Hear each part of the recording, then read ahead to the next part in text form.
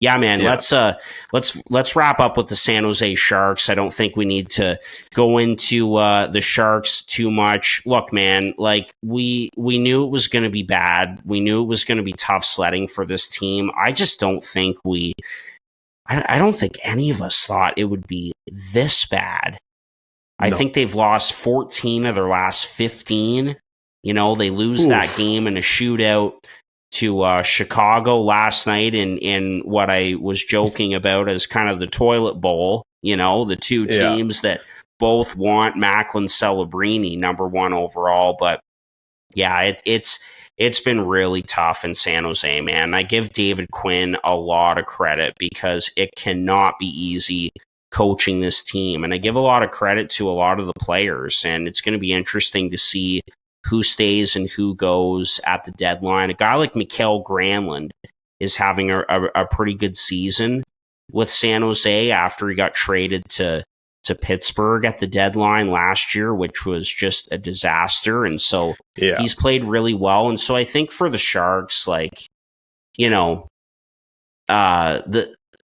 the positive takeaways, if there are any, you're just looking for some more growth out of some of your younger players, like a William Eklund, who's kind of fighting it right now, like a lot of other Sharks players, but he's taken a step forward, I think. And, you know, a Koychuk who was in the Timo Meier deal with New Jersey, and then you deal some of these veterans at the deadline. You can get some more of your younger players in there, like Bordeleau, Shakir Mukhamadullin, and some other guys. I think those are positives. And then, just get the highest pick you can. I really hope that this team gets Macklin Celebrini because I don't know if you knew this, Chad. He's got really, really strong connections to the San Jose Sharks. His dad works for the Golden State Warriors. Yeah, you knew. Okay, he works for the Golden State Warriors and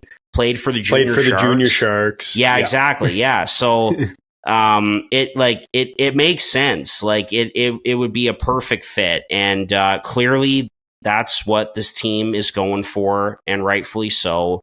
And it's a franchise that really needs something like that for sure. But yeah, it's been brutal. I'll just put it bluntly, man. It's been brutal for San Jose.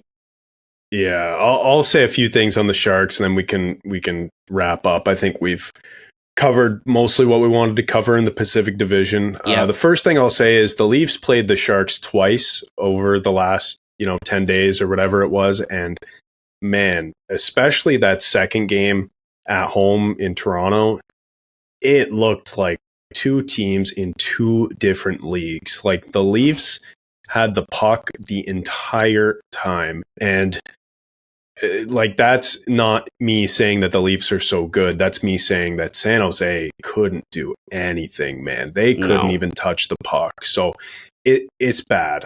The second thing I'll say is, you better be careful if you're the Sharks to not establish a culture of losing, because we've seen this. And, if you're a bad team, sure, be bad, finish last. Dude, this team, like, how many wins are they realistically going to get this season?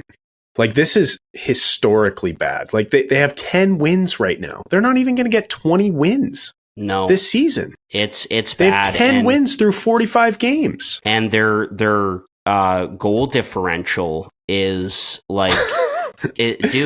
You want to know what it is? I have it right here. I know what it is off the top of my head. I believe it's like minus 94. Yes, that's right.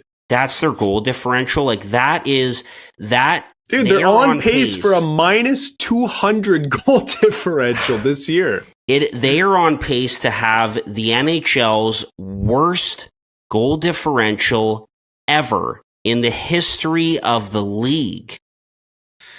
Well, they put up back-to-back 10 spots against, right? Like, what do you expect from that?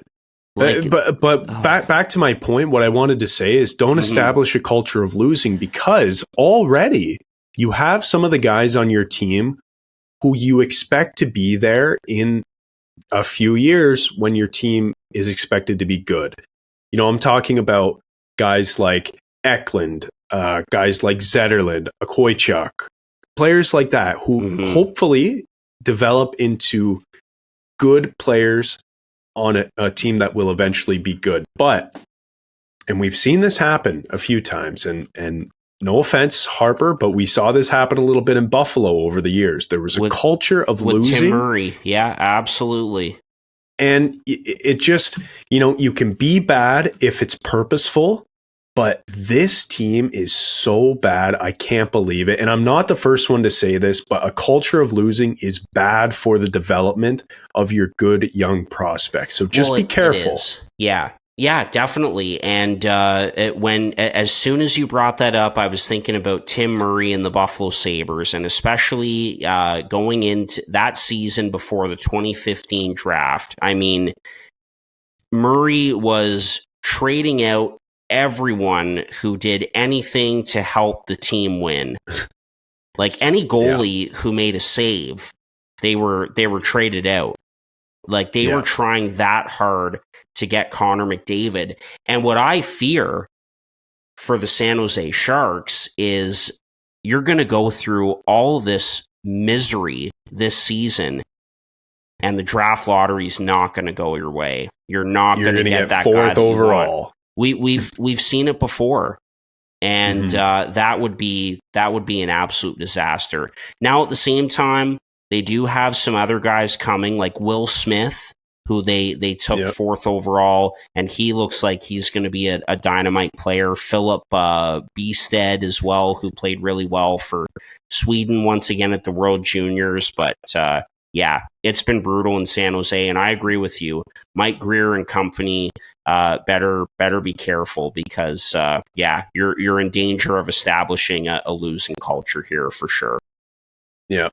But we were bang on. Going back to our predictions, we picked them in the 8th spot, and holy cow, are they in the 8th spot? They're actually in the 32nd spot. Yeah, by a country mile. Well, shouldn't say. I mean, Chicago is not too far. In front of them. And again, they did win the toilet bowl there between the two of them last night in Chicago, and it was close, man. Like that was a long shootout and a low scoring game as well. Yeah. So, one thing we said in the preseason rankings was that we thought that this team was going to score a lot, and at the start of the year they really didn't, but the scoring is starting to pick up. Like they have guys who, for whatever reason, it didn't work out on their last team, and they can be depth scoring, but they just have a lot of guys like that. But the scoring, I think, is going to come, and their goaltenders aren't that bad, despite the fact that they aren't. So I don't know. This team, maybe they'll get 20 wins, but they're embarrassing.